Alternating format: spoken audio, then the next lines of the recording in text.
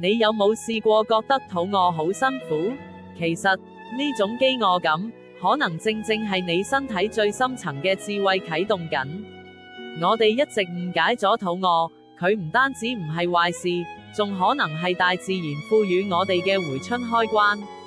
當你停止進食，例如間歇性斷食，身體會進入非凡狀態，啟動細胞自噬 autophagy 機制。簡單嚟講，細胞會開始食自己嘅垃圾，回收老化受損嘅蛋白質同埋細胞氣，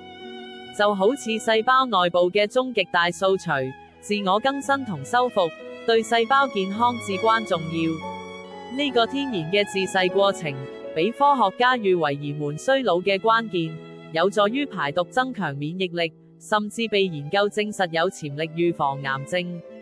間歇性斷食就係高效天然嘅方式去激發身體呢個強大自噬反應，由內而外咁令你嘅身體煥然一新，重新充電。